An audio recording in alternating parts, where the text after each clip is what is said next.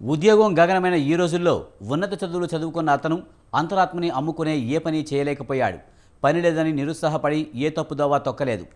ఏదొక స్థాయిలో సమాధానపడిపోవడం మంచిదనిపించి చెప్పులు కుట్టే పనిలో పడి బతుకుబండిని లాగించేస్తున్నాడు.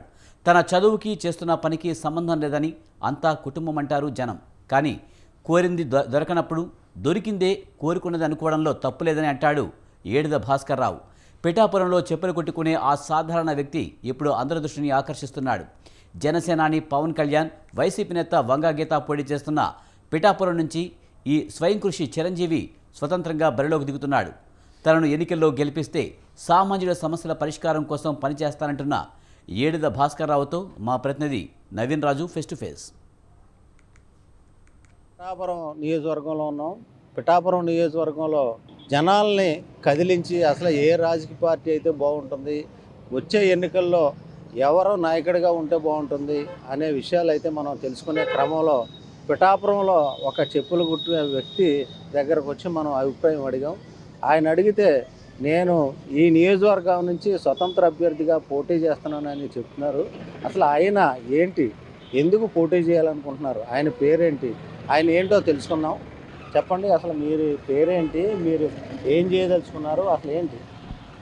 స్వతంత్ర ఛానల్లో వీక్షించే వాళ్ళందరికీ కూడా నా హృదయపూర్వక వందనాలు. నా పేరు ఏడిద భాస్కర్ రావు. నేను ఇదే college political science, public administration, economics pass. ఇక్కడ నేను 25 ఏళ్ళ బట్టి పోతున్నాను. నేను ఇదే పిఠాపురంలో పుట్టాను, ఇదే పిఠాపురంలో పెరిగాను, ఇదే పిఠాపురంలో బతుకుతున్నాను. ఇక్కడ సమస్యలమైన అన్ని విషయాల్లోనే నాకు అవగాహన ఉంది. మేము ఇక్కడ పిఠాపురం ప్రజల తరపున, టౌన్ తరపున నేను ఇక్కడ ఎమ్మెల్యే ఇండిపెండెంట్ కింద తలుచుకున్నాను. నాకు మీ సమస్యలు ఏమన్నా చెప్పండి, నాకు తెలిసిందే మీ ఛానల్కి చెప్తున్నాను. మీరు ఎందుకు అసలు ఆ ఎమ్మెల్యే అభ్యర్థిగా పోటీ చేయాలనుకుంటున్నారు? నేను ఏదంటే నేనుంటే ఒక్క మనిషికి కూడా సాధారణంగా ఉంటే సాయం చేయలేను. నేను ఒక శాసన సభ్యుని ఉన్నప్పుడు నా నియోజకవర్గ ప్రజలందరికీ కూడా న్యాయం చేయగలను. అన్ని విభాగాల్లోనే కూడా నేను మెరుగుదల తీసుకురాగలను. అది ఒక్క శాసన సభ వల్ల జరుగుతుంది. ఇప్పుడు చాలా మంది ఎమ్మెల్యేలు ఉన్నారు, ఈ నియోజకవర్గానికి చాలా మంది ఎమ్మెల్యేలు వచ్చారు. వైసీపీ పార్టీ ఉంది, అలాగే జనసేన నుంచి పోటీ చేస్తున్నారు, టీడీపీ వాళ్ళు ఉన్నారు. వాళ్ళు మీరు ఎందుకు పోటీ చేయాలనుకుంటున్నారు? సార్ మేము ఇక్కడ అన్నీ అనుభవిస్తున్నామండి. అన్ని విషయాల మీద నాకు అవగాహన ఉంది. ప్రతి విషయం మీద ఇక్కడ మేము అనుభవిస్తున్నాం. మా ఇంట్లో లోటు ఎలా ఉంటుందో పిఠాపురం లోటు ఏంటనేది నాకు తెలుసు. దానివల్ల ఏదంటే నేను ఒకవేళ చట్ట సభల్లో ప్రవేశించగలిగితే నేను ప్రతి దానికి కూడా న్యాయం చేస్తాను. ఏం చదువుకున్నారు, ఎక్కడ చదువుకున్నారు? నేను ఇదే కాలేజీ ఆర్ఆర్బిహెచ్ఆర్ కాలేజీలోనే political science, public administration, economics degree BA pass. Political science, public administration, economics pass. నేను ఇదే ప్లేస్లో 25 సంవత్సరాలు బట్టి చెప్పులు కుట్టుకుంటున్నాను. నేను ఏంటంటే ఎన్ని ఆకలింపు చేసుకుంటాను. నాకు ప్రతిదీ పేపర్లో చూస్తాను. విషయం ఏంటన్నది నాకు తెలుసు.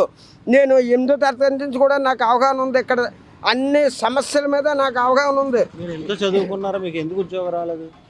ఉద్యోగం రాలేదంటే నేను ప్రయత్నం చేశాను, ఆనెస్ట్గానే ఉన్నాను. నేను రూల్ని బ్రేక్ చేసి పనులు చేయలేదు, తెచ్చుకొని కూడాను.